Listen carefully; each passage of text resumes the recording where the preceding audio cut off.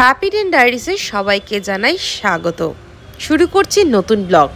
দীর্ঘ বিরতি, আর এই দীর্ঘ বিরতির কারণ যেহেতু সুখকর নয়, সেই কারণে তার থাকছে ব্যক্তিগত।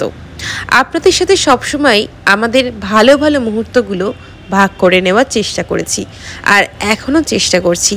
সেই জন্যই আমাদের একটা ছোট্ট আনন্দের খবর দিই। আমাদের চ্যানেলটাতে এখন রয়েছে 102 জন সদস্য, মানে সাবস্ক্রাইবার, যাদেরকে নিয়ে আমার এই ছোট্ট পরিবার।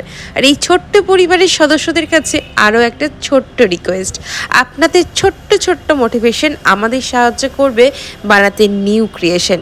আর তাই জন্যই আমাদের চ্যানেলটাকে সাবস্ক্রাইব করতে ভুলবেন না, আর চ্যানেলটাকে শেয়ার করে দেবেন আর লাইক করে দেবেন, আর অবশ্যই কমেন্টে জানাবেন আমাদের ব্লগগুলো আপনাদের কেমন লাগে।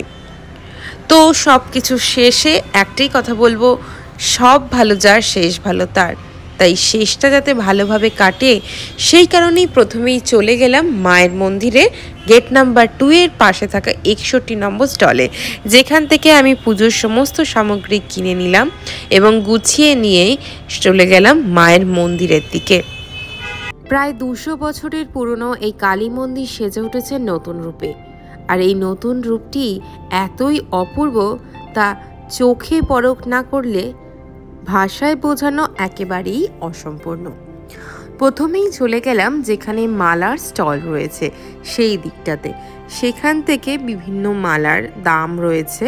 তো আমি ওখান থেকে 20 টাকার একটা জবা ফুলের মালা, একটা আকন্দ মালা, একটা পদ্ম ফুল, সমস্ত কিছু কিনে নিয়ে চলে গেলাম আমাদের পুরোহিতের সাথে মূল মন্দিরের দিকে।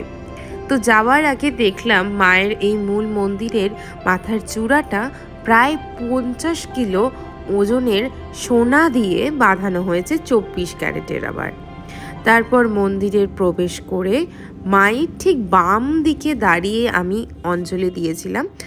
ওখানে অঞ্জলি শেষ করার পর আমরা বাবার মাথায় জল ঢেলে তারপর একটু মন্দিরের চারিপাশটা ঘুরে দেখলাম। মায়ের মন্দির থেকে বেরিয়ে এই জায়গাটিও খুব সুন্দর করে সাজানো হয়েছে, বেশ অন্যরকম লাগছে, পুরোটাই যেন পাল্টে গিয়েছে। ছবিটা একেবারে নতুন। আজকের ব্লগটা এখানেই শেষ করছি। দেখা হবে খুব শীঘ্রই। যাওয়ার আগে লাইক, শেয়ার, সাবস্ক্রাইব।